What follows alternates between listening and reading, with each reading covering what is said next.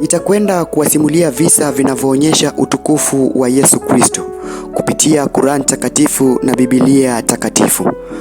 Kwanza, maandiko yanasema Yesu alizaliwa kupitia kwa njia ya Roho Mtakatifu na wala hakuzaliwa kwa njia ya Yusufu na Miriamu ama Maria kukutana kimwili. Yesu alipewa utume akiwa bado mchanga na alizungumza akiwa ndani ya kisusu cha watoto wachanga.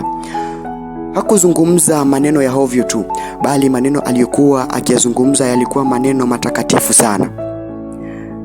Kisha sehemu moja ya Qur'an takatifu Surat Maryam aya ya 29 hadi 30 inasema, Mariamu akamwashiria mtoto akasema, vipi tumsemeze aliye bado mdogo yumo katika mlezi, yani kisusu cha watoto wachanga. Nabii Isa akasema, mimi ni mjawa wa Allah na ameniita na amenifanya na amenipa kitabu na amenijalia kuwa nabii. Mtoto mchanga kuzungumza maneno kama hayo haikuwa rahisi. Huu ulikuwa muujiza wa kwanza uliodhihirika katika Qur'an takatifu, unaodhihirisha kwamba mtoto mdogo kuzungumza maneno kama hayo haikuwa rahisi. Naye Yesu akaendelea katika Biblia, naenda kukusimulia kisa ambapo amefikisha miaka 30. Yesu anaendelea kujitanabaisha kwa matendo ya kimiujiza ili kuthibitisha utume wake. Nitakusimulia kisa kimoja katika kitabu cha Yohana mlango wa 2 mstari wa 1 hadi 11. Yesu aliyekuwa amealikwa kwenye harusi na wanafunzi wake katika mji wa Kana ya Galilaya. Siku ya 3 kulikuwa na harusi katika mji wa Kana ya Galilaya, naye mama yake Yesu alikuwepo pale. Yesu pamoja na wanafunzi wake pia walikuwepo. Walikuwa wamealikwa kwenye harusi hiyo. Divai ilipokwisha, mama yake Yesu akamwambia wameishiwa na divai. Yesu akamwambia, mwanamke, nina nini nawe? Saa yangu haijawadia.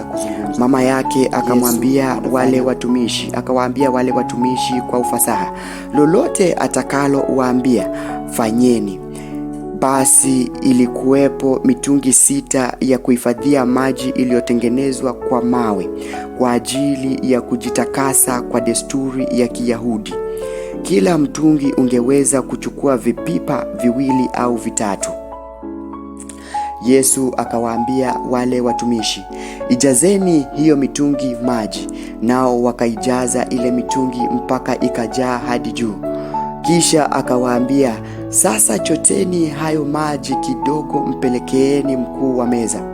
Mkuu wa meza hakujua ni kipi kinachofanyika.